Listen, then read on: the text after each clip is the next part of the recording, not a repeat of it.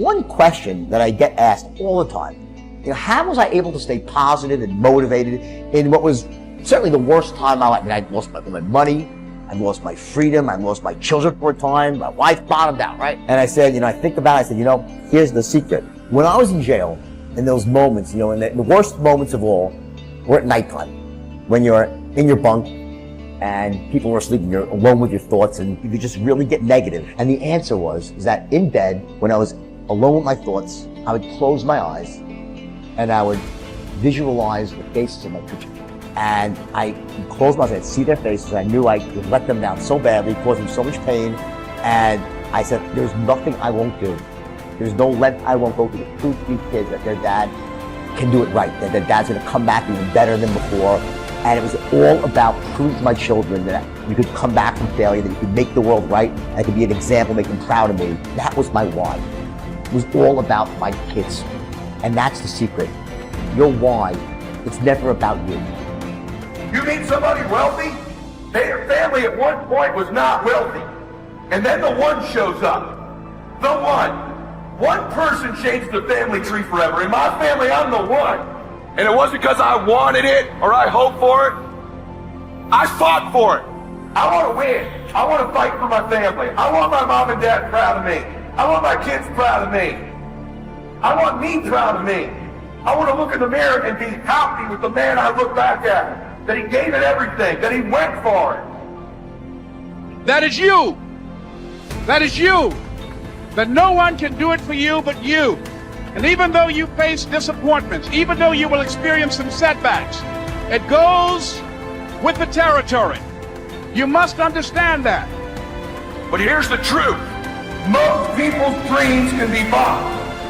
With enough failure, with enough rejection, they will sell their dreams. They can't still fight. They can get a little bit, but when it gets a little too hot, they'll move. So, buy the dream, you can have it. It's not worth it for me. And their will to win is viable.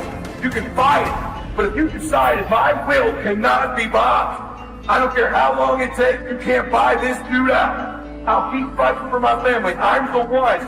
I'm going to change my family tree forever. That's the decision. Decide now. You're going to keep negotiating the price, or can you not be bought?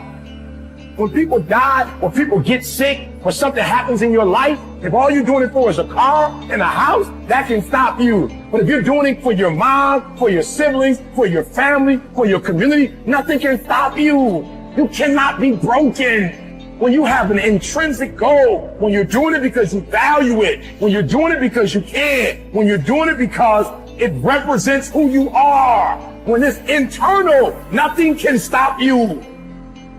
When you leave this room, you take care of doggone every single thing. I don't care where you come from. I don't care what your background is. Don't let nobody fool you. If you're willing to grind on Monday, if you're willing to grind on Tuesday, they can't stop you. I don't have to accept the life that was given to me. I can create my own reality.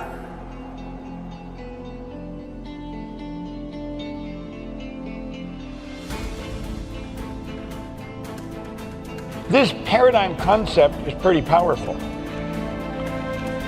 To be able to shape your future, you have to be willing and able to change the paradigm. Now you see, we're all able, but we're not all willing. We're not all willing to study the same thing over and over and over and over and over and over again. I mentioned about Phil Goldfine.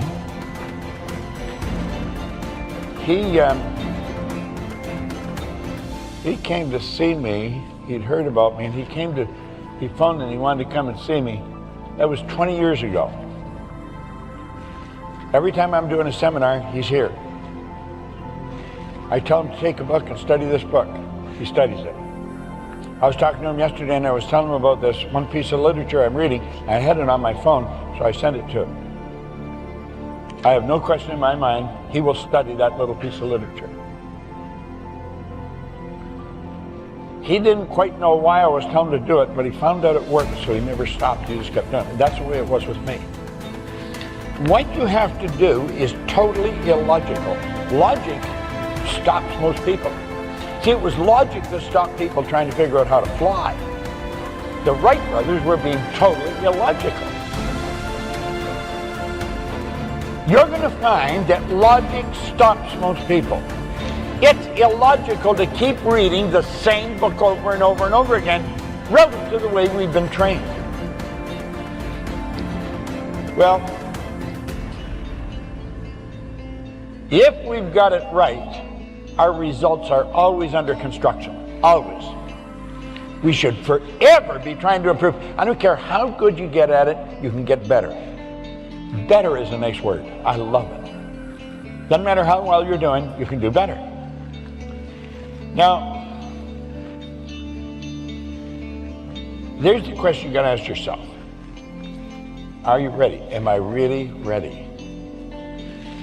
You see, when Ray gave me that book, I was ready. Now, if you had to ask me if I'm ready, I wouldn't have known.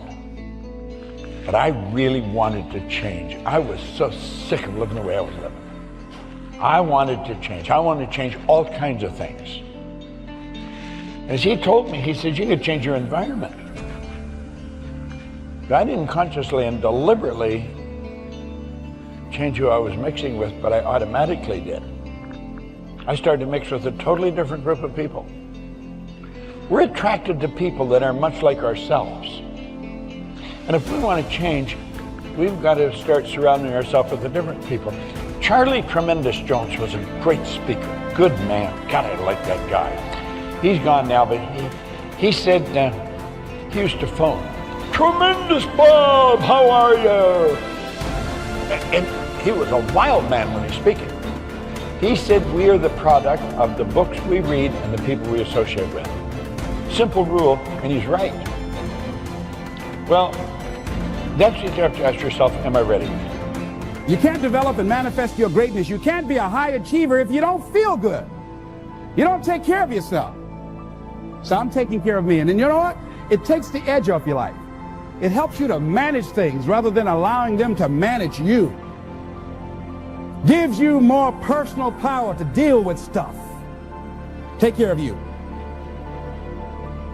Now here's something else I suggest for you. Become aware of what your needs are and develop compassion toward yourself despite your human defects. Develop compassion for yourself despite your human defects. You will never be perfect. Hello?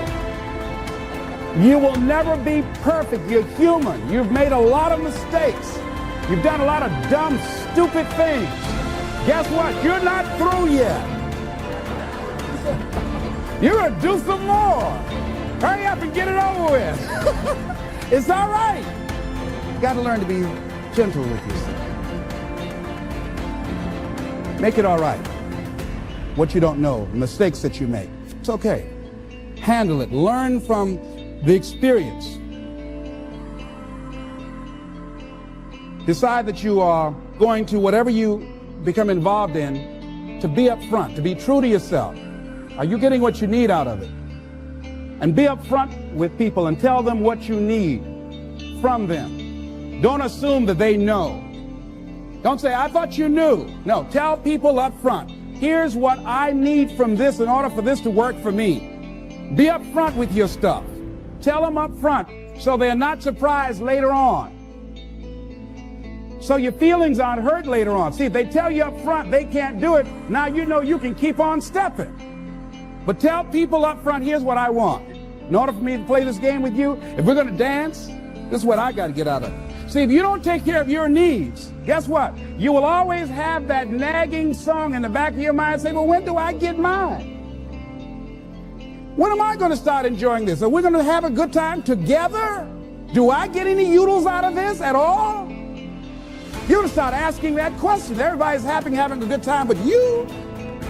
They say, well, we thought you were happy.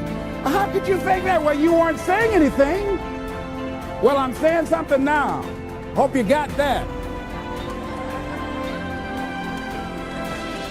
See, we're taught to be quiet and not speak up for ourselves. Not to be selfish. If you don't take care of you, who do you think is going to take care of you? Who's going to look out for you better than you will? No one. No one's going to do that. You got a business?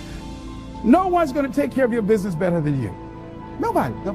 Anything you want to do in life, you've got to take ownership of it and say, hey, I'm going to make this happen. Be willing to venture out and do something that you have fantasized about doing. And you know you probably won't be good at it, but do it anyhow. Case in point, I have always wanted to sing. I've always wanted to do that. I'm going to sing a song. If I don't do nothing but just a few lines, chances are, you know.